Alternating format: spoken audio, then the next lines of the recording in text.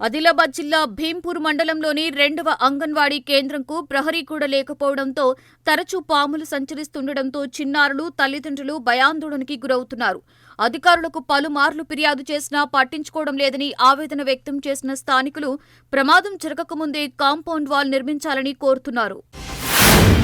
ఎల్బీనగర్లో టీఎస్పీడీసీఎల్ ట్రాన్స్కో ప్రజా వ్యతిరేక విధానాలకు నిరసనగా బీజేపీ ఆందోళన నిర్వహించి విద్యుత్ సేవల లోపాలు ప్రజలపై అదనపు భారం మోపుతున్నాయని ఆరోపించింది. కేటగిరీ 8 విద్యుత్ కనెక్షన్స్ ను రద్దు చేసి గృహాలకు సాధారణ కనెక్షన్స్ ఇవ్వడంతో పాటు విద్యుత్ సరఫరా సమస్యలను వెంటనే పరిష్కరించాలని బీజేపీ డిమాండ్ చేసింది. సికింద్రాబాద్ కంటోన్మెంట్ నామినేటెడ్ సభ్యురాలు భానుక నర్మదపై బీఆర్ఎస్ నేత క్రిషాంక్ చేసిన అనర్హత ఆరోపణలను బీజేపీ నేత భానుక మల్లికార్జున్ ఖండించారు. తమపై చేసిన ఆరోపణలు నిరాధారమని, ఈ వ్యవహారంపై క్రిషాంక్పై పరువు నష్టం దావా వేస్తామని హెచ్చరించారు. హైదరాబాద్లో అక్రమంగా steroid injections, body building supplements విక్రయిస్తున్న ముఠాపై పోలీసులు దాడులు నిర్వహించి 6గురిని అరెస్టు చేశారు.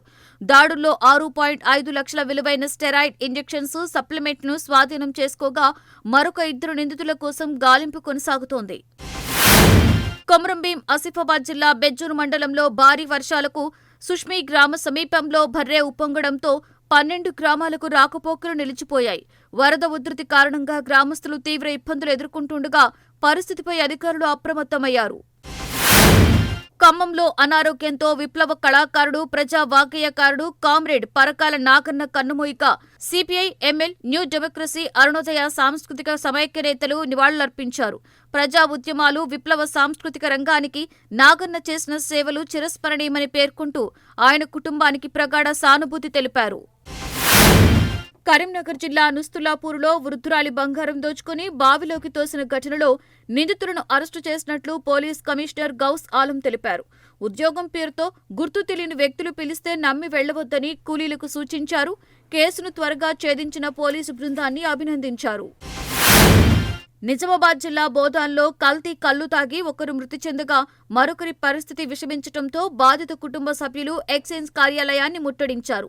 బాధ్యులపై కఠిన చర్యలు తీసుకోవాలని గ్రామస్తులు డిమాండ్ చేయగా ఈ ఘటనపై కేసు నమోదు చేసి సమగ్ర విచారణ చేపట్టినట్లు అధికారులు తెలిపారు. కామారెడ్డి జిల్లాలో కురిసిన వర్షాలతో రైతులు వ్యవసాయ పనులు, విత్తనాలు విత్తడంలో నిమగ్నమవగా ఇటీవల వర్షాభావంతో ఆందోళనలో ఉన్న రైతుల్లో ఆనందం వ్యక్తమైంది.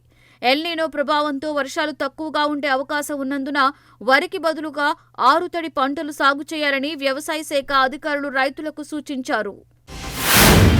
యాదాద్రి భువనగిరి జిల్లాలో ప్రత్యేక సమగ్ర ఓటర్ల జాబితా సవరణ కార్యక్రమంపై ఎమ్మెల్యే కుంభం అనిల్ కుమార్ రెడ్డి, బీఎల్ఏలు, కాంగ్రెస్ నాయకులతో సమీక్షా సమావేశం నిర్వహించారు.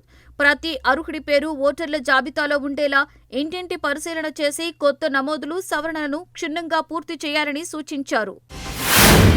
యాదాద్రి భువనగిరి జిల్లా అల్లందేవి చెరువులో ఎల్వీ ఫౌండేషన్ 25 లక్షల రూపాయలతో నిర్మించిన కొత్త ప్రాథమిక పాఠశాల భవనాన్ని ప్రారంభించారు.